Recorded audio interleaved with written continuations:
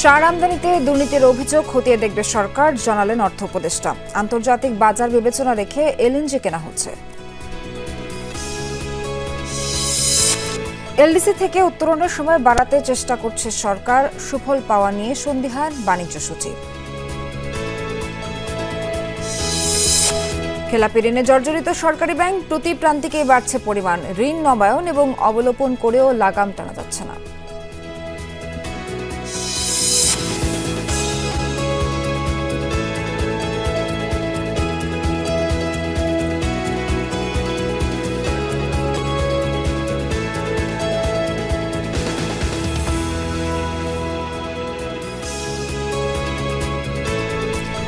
দর্শক, এতক্ষণ শিরোনাম দেখছিলেন, পুরো খবর জানাতে সঙ্গে আছি নাবিলা সোহার।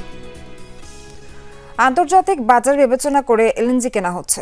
সচিবালয়ের সরকারি ক্রয় এবং অর্থনৈতিক বিষয় সংক্রান্ত উপদেষ্টা পরিষদ কমিটির বৈঠক শেষে এসব কথা বলেন অর্থ উপদেষ্টা ডক্টর সালেউদ্দিন আহমেদ। বৈঠকে বেশ কয়েকটি বিদ্যুৎ উপকেন্দ্র, সার, এলএনজি কেনার অনুমোদন দেওয়া হয়েছে। যুক্তরাষ্ট্র থেকে আমদানি বাড়ানো হবে কিনা এই প্রশ্নের জবাবে বলেন, বাণিজ্য ঘাটতি কমাতে কি কি আমদানি করা যেতে পারে তার উপর এটি নির্ভর করছে। বলেন, যুক্তরাষ্ট্র, চীন, কাতার, সৌদি আরব যে দেশই হোক না কেন, দাম তুলনা করেই কেনা হচ্ছে এলএনজি। এদিকে সার আমদানির ক্ষেত্রে দুর্নীতির অভিযোগ খতিয়ে দেখা হবে বলেও জানান অর্থ উপদেষ্টা। কৃষি এবং শিল্প মন্ত্রণালয়কে বিষয়টি খতিয়ে দেখতে বলা হয়েছে বলে জানান তিনি। অর্থ উপদেষ্টা জানান, বর্তমানে দেশের ব্যবসার পরিস্থিতি আগের তুলনায় ভালো। কমার্স মিলে ডিপেন্ড করবে যারা কট্ট ঘাটতিটা কমানোর জন্য কি কি আমদানি করতে পারে, সেটা মোটামুটি কিন্তু আমরা একটু কমফোর্টেবল পজিশন। আমাদের ঘাটতি 7.8 বিলিয়ন মতো। সব ইন্টারন্যাশনাল প্রাইসগুলো কম্পেয়ার করে দেখি, সেটা এই আমেরিকা হোক, চায়না হোক, বা সৌদি আরবিয়া হোক, কাতার অবশ্য এখন বন্ধ চুপচাপ, অন্যগুলো আমরা করছি, কম্পেয়ার করে করছি এত সহজ। এলডিসি থেকে উত্তোলনের সময় বাড়াতে চেষ্টা করছে সরকার, সুফল পাওয়া নিয়ে সন্দিহান বাণিজ্য সচিব। সকালে গবেষণা সংস্থা র্যাপিড আয়োজিত সেমিনারে তিনি জানান, 3টি শর্ত পূরণ করায় সময় বাড়ানোর সুযোগ কমেছে। এদিকে অর্থনীতিবিদরা বলেন, পারস্পরিক শুল্কের কারণে বাংলাদেশের রপ্তানি কমতে পারে প্রায় 1%। ছোট হবে মার্কিন বাজার, পণ্য পাঠানো হবে আরও চ্যালেঞ্জিং। পাল্টা শুল্কের কারণে বাড়তি রপ্তানি বৃদ্ধির সম্ভাবনা নেই। যুক্তরাষ্ট্রের আমদানি কমার কারণে বাড়বে মূল্যস্ফীতি। সবচেয়ে বড় শঙ্কা, ট্রাম্প প্রশাসনের কোনো সিদ্ধান্তই টেকসই না। শুল্ক হারের স্থায়িত্ব নিয়েও আছে শঙ্কা। জানানো হয়, উচ্চ শুল্কের কারণে পোশাক খাতেও প্রভাব পড়বে। ভারতে শুল্ক যদি 50%ই বহাল থাকে, তাহলে বছর শেষে তাদের রপ্তানি কমবে 80%। যদি 20%-এ নামিয়ে আনা হয়, তাহলে বাংলাদেশের পোশাক রপ্তানি কমতে পারে 17%।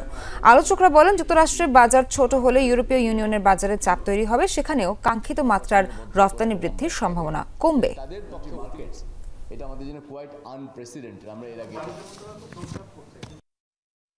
আমরা যেহেতু 20%, ইন্ডিয়া 50%, তাহলে হয়তো আমরা বেশি বেশি রপ্তানি করতে পারবো।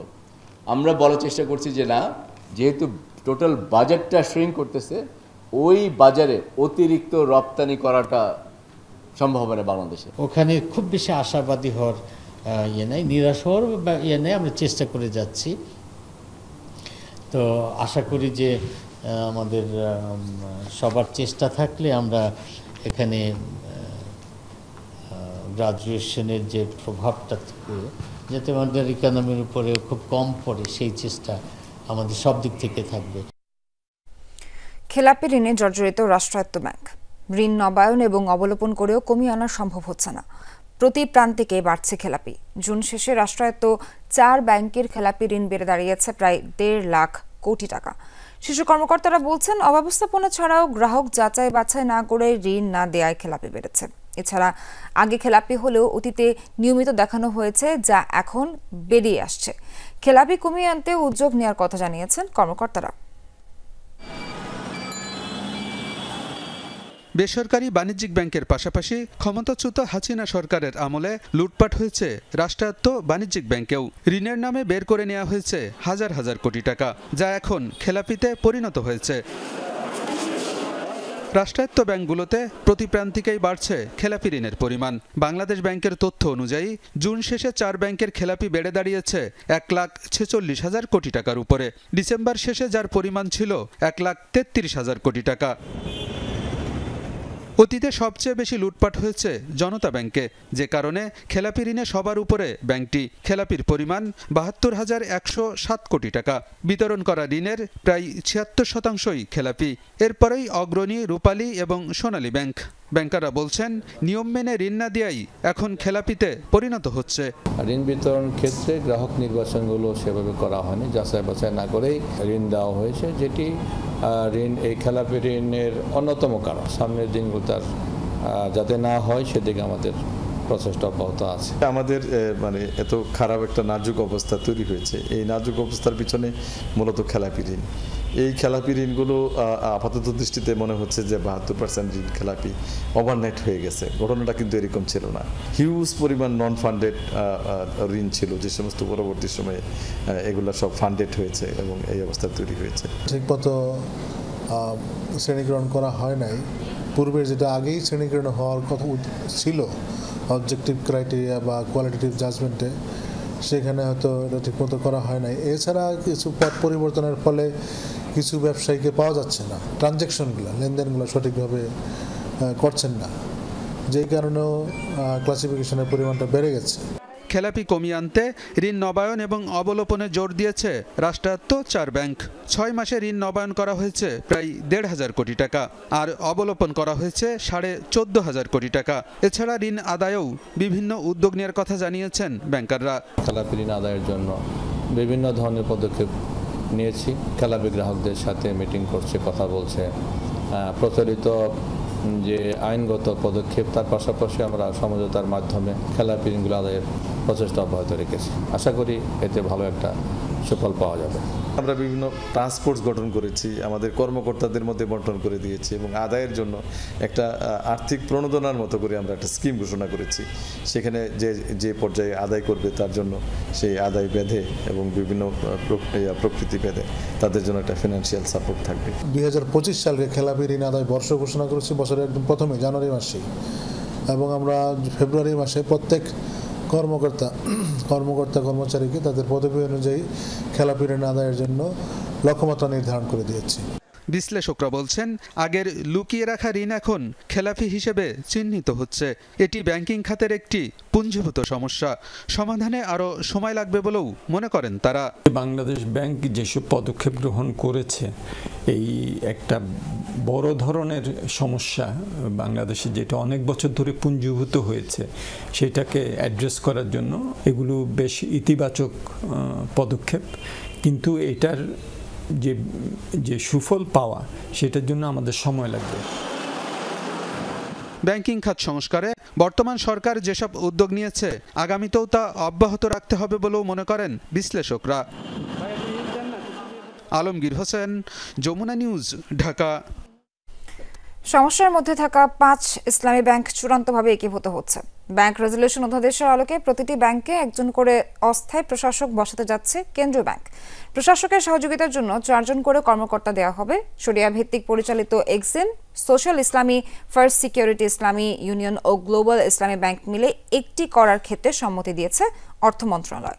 শেখ হাসিনা সরকারের সময় জালিয়াতির কারণে এসব ব্যাংকের 48 থেকে 98% পর্যন্ত ঋণ এখন খেলাপি। একীভূত করার জন্য প্রয়োজনীয় 35,200 কোটি টাকার মধ্যে সরকার দিচ্ছে 20,200 কোটি টাকা। প্রশাসক দায়িত্ব নেওয়ার পর বিদ্যমান পরিচালনা পর্ষদ ও ব্যবস্থাপনা পরিচালকের পদ শূন্য হবে। একীভূত করার আগে নতুন করে একটি ব্যাংকের লাইসেন্স ইস্যু হবে, যার সম্ভাব্য নাম হতে পারে ইউনাইটেড ইসলামী ব্যাংক। সরকারের মূলধনে এ ব্যাংক গড়ে উঠবে। 5 ব্যাংকের সম্পদ ও দায় এ ব্যাংকের অধীনে চলে আসবে। শেয়ার বিক্রি করে টাকা ফেরত নেবে সরকার। পাশাপাশি 5 ব্যাংকের বড় আমানতকারীদেরও শেয়ার নেওয়ার প্রস্তাব করা হবে। ছোট আমানতকারীরা টাকা তুলে নিতে চাইলে তাতে বাধা দেওয়া হবে না। বাংলাদেশের তৈরি পোশাক খাত দেশভিত্তিক রপ্তানিতে নতুন দিগন্ত উন্মোচন করছে। বিশেষ করে অপ্রচলিত বাজারে অবস্থান ক্রমেই শক্ত হচ্ছে। জুলাই আগস্টে অপ্রথাগত বাজারে পোশাক রপ্তানি আয় দাঁড়িয়েছে $115 কোটি, যা মোট রপ্তানির 16% এবং প্রবৃদ্ধি হয়েছে 10.5%।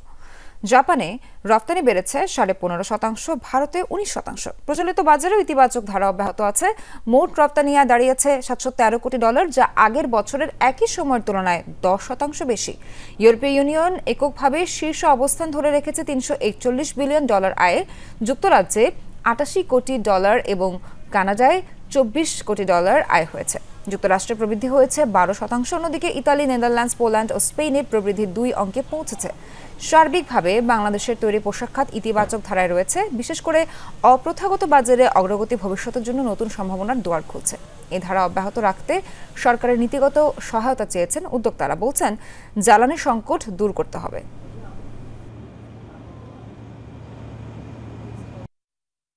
এখন বিপদ একটা হচ্ছে, সেটা হচ্ছে যে আমাদের তো আমরা অর্ডার তো নিব, কিন্তু আমাদের তো অনেকগুলো চ্যালেঞ্জ আছে বাংলাদেশে এনার্জির একটা বিরাট চ্যালেঞ্জ, ইলেকট্রিসিটি অ্যান্ড গ্যাস। এই চ্যালেঞ্জ তো থেকেই যাচ্ছে। ইলেকট্রিসিটি কিছুটা ইমপ্রুভ হচ্ছে, কিন্তু গ্যাসের অবস্থা খুবই খারাপ। সো আমার এনার্জি ইজ ভেরি ব্যাড। অর্থ পাচার রোধে সরকার কঠোর পদক্ষেপ নেওয়ায় প্রবাসী আয় ও রপ্তানি আয় দুটিই বেড়েছে। এতে বাজারে ডলারের সরবরাহ বেড়েছে। সাধারণত এমন পরিস্থিতিতে ডলারের দাম কমে আসার কথা, কিন্তু বর্তমানে বাংলাদেশ ব্যাংক ডলার কিনে দাম স্থিতিশীল রাখার চেষ্টা করছে। সোমবার 26 ব্যাংক থেকে 35 কোটি 30 লাখ ডলার কিনেছে বাংলাদেশ ব্যাংক। 121 টাকা 75 পয়সা দামে ডলার কেনা হয়েছে। চলতি অর্থ বছরে এ পর্যন্ত 174 কোটি 75 লাখ ডলার কেনা হয়েছে। এর ফলে একদিকে যেমন বৈদেশিক মুদ্রার রিজার্ভ বাড়ছে, অন্যদিকে ডলারের দামও 120 টাকার উপরে থাকছে। এখন বাংলাদেশ ব্যাংক প্রতিদিন মুদ্রার গতিবিধি পর্যবেক্ষণ করছে। প্রতিদিন সকালে ডলারের দাম প্রকাশ করে বাংলাদেশ ব্যাংক। কোনো কারণে দেশের ডলারের দাম ঘোষিত রেফারেন্সের চেয়ে কমে এলে ডলার কেনার জন্য নিলাম ডাকা হচ্ছে। জুলাই থেকে কেন্দ্রীয় ব্যাংক বিভিন্ন ব্যাংক থেকে ডলার কিনছে। যেসব ব্যাংকের কাছে অতিরিক্ত ডলার ছিল তারা নিলামে অংশ নিচ্ছে। এতে ডলারের দাম এখন পুরোপুরি বাজারের ওপর নির্ভরশীল হয়ে উঠেছে। এটি আন্তর্জাতিক মুদ্রা তহবিলের অন্যতম শর্ত ছিল। IMF এর ঋণের শর্ত অনুযায়ী বাংলাদেশের যে পরিমাণ রিজার্ভ থাকার কথা, বর্তমানে তার চেয়ে বেশি রিজার্ভ রয়েছে। আসন্ন জাতীয় নির্বাচনে ভোট দিতে পারবেন মালয়েশিয়ার প্রবাসী বাংলাদেশিরা, এমন আশ্বাস দিয়েছেন নির্বাচন কমিশনার মোহাম্মদ আনোয়ারুল ইসলাম সরকার। কুয়ালালামপুরে আয়োজিত এক মতবিনিময় সভায় তথ্য প্রযুক্তি সহায়ক পোস্টাল ভোটিং ব্যবস্থা চালুর পরিকল্পনার কথা জানিয়েছেন তিনি। এমন সংবাদে বেশ খুশি ও আশাবাদী মালয়েশিয়া প্রবাসী বাংলাদেশের সহকর্মী মোহাম্মদ মনিরুজ্জামানের পাঠানো তথ্যচিত্রে থাকছে বিস্তারিত। স্বাধীনতার 54 বছর পার হলেও এখন পর্যন্ত কোনো জাতীয় নির্বাচনে ভোট দেওয়ার সুযোগ পাননি মালয়েশিয়ার প্রবাসী বাংলাদেশিরা। তবে এবারে নিয়ে আশার আলো দেখছেন তারা। কুয়ালালামপুরে প্রবাসী বাংলাদেশিদের ভোটাধিকার নিশ্চিতকরণ ও জাতীয় পরিচয়পত্র বিতরণ উপলক্ষে এক মতবিনিময় সভায় তাদেরকে আশ্বাস দিয়েছেন নির্বাচন কমিশনার আনোয়ারুল ইসলাম সরকার। প্রবাসীদের জন্য তথ্য প্রযুক্তি সহায়ক পোস্টাল ভোটিং ব্যবস্থা চালুর পরিকল্পনার কথা জানান তিনি। বলেন, এবার থাকছে অনলাইনে ভোটার হিসেবে আবেদন ও নিবন্ধনের সুযোগ। আমরা আশা রাখি নির্বাচন কমিশন যে উদ্যোগ নিয়েছে সেই উদ্যোগের সাথে আপনারা সহযোগিতা করবেন। এই সহযোগিতা পেলে পরে আমরা আমাদের ধারণা যে প্রবাসীদের যে পোস্টাল ব্যালটের মাধ্যমে আমরা ভোট নেওয়ার পরিকল্পনা করেছি সেটি শতভাগ সফল হবে। আমাদের এই গণতান্ত্রিক যাত্রায় আপনাদের আগ্রহ আছে এবং বাংলাদেশের ভোটে কে জিতবে না বা কোন ধরনের সরকার আসবে তারা কতটুকু আমাদের স্বার্থ, প্রবাসীদের স্বার্থ নিশ্চিত করে, সেই বিষয়ে আপনাদের ভূমিকা রাখার ইচ্ছা আছে বলেই আপনারা এখানে এসেছেন। এই বর্তমান সরকার আপনাদের সেই অধিকারটুকু নিশ্চিত করার জন্যই কাজ করছে। এমন সুযোগে বেশ খুশি মালয়েশিয়ার প্রবাসী বাংলাদেশিরা। অন্তর্বর্তী সরকারের প্রতি কৃতজ্ঞতা জানান তারা। মালয়েশিয়াতেও যারা ভোটার হতে চায় তাদের জন্য সেখানে অলরেডি কাউন্টার ওপেন করা হয়েছে। আমি এই বিষয়ে উদাত্ত আহ্বান জানাবো, যারা প্রবাসী বাংলাদেশি আছেন তারা স্বতঃপ্রণোদিত হয়ে এই সুযোগটা গ্রহণ করার জন্য। বাংলাদেশের রাজনীতিতে বা তাদের সমসাময়িক বিষয়গুলো নিয়ে কখনো তাদের একটা কথা বলার স্কোপ ছিল না। এই 53 বছর পরে প্রবাসীদের ভোটাধিকার ব্যবস্থা করার কারণে তারা হচ্ছে যে একটা কথা বলার স্কোপ পাবে। এই সুযোগটা যদি আমরা পাই তাহলে যে কোনো সহযোগিতা করার জন্য এবং বাংলাদেশ হাই কমিশনারকে আমরা যে কোনো হেল্প করার জন্য আমরা প্রস্তুত। প্রবাসীদের এই জিনিসটাকে অ্যাওয়ারনেস করার জন্য, এই প্রক্রিয়া অংশগ্রহণ করার জন্য নির্বাচন কমিশন কি কার্যক্রম করছে আমরা এটা দাবি করেছিলাম যে মাসে অন্ততপক্ষে 2টি মিটিং করে প্রবাসীদেরকে এটা জানানোর জন্য। সুষ্ঠুভাবে নির্বাচনে অংশ নিতে বেশ আশাবাদী এই প্রবাসীরা। শুধু রেমিটেন্স পাঠিয়েই নয়, সাংবিধানিক অধিকার প্রয়োগ করে দেশের সরকার গঠনে ভূমিকা রাখতে চান তারা। রেজবানা সায়মা, যমুনা নিউজ। ভারতের জন্য সামনে কঠিন সময় অপেক্ষা করছে। এমন সতর্কবার্তা দিয়েছেন মার্কিন বাণিজ্য মন্ত্রী হাওয়ার্ড লুটনিক। বারবারই ভারতের জনসংখ্যা নিয়ে কটাক্ষ করেন তিনি। অভিযোগ করেন 140 কোটি মানুষের দেশ হওয়া সত্ত্বেও যুক্তরাষ্ট্র থেকে সামান্য ভুট্টা কিনতেও অস্বীকৃতি জানায় দিল্লি, অথচ তারা ওয়াশিংটনের কাছে সবকিছুই বিক্রি করে। সব মার্কিন পণ্যের ওপর ভারতের আরোপিত উচ্চ শুল্ক হারের কথাও মনে করিয়ে দেন তিনি। নয়াদিল্লির শুল্ক হার কমালে ওয়াশিংটনও আলোচনার সুযোগ দেবে বলেও জানান মার্কিন বাণিজ্যমন্ত্রী। ক্রমবর্ধমান উত্তেজনার মধ্যে পুনরায় বাণিজ্য আলোচনা শুরু করল যুক্তরাষ্ট্র ও চীন। স্পেনের রাজধানী মাদ্রিদে রয়েছেন দুই দেশের প্রতিনিধিরা। গেল কয়েক মাসের মধ্যে এই নিয়ে চতুর্থবারের মতো বৈঠকে বসলেন তারা। বাণিজ্যিক সম্পর্ক উন্নয়নে চেষ্টার কথা জানিয়েছে দুপক্ষই। মার্কিন প্রতিনিধি দলের আলোচনায় নেতৃত্ব দেন অর্থমন্ত্রী স্কট বিসেট।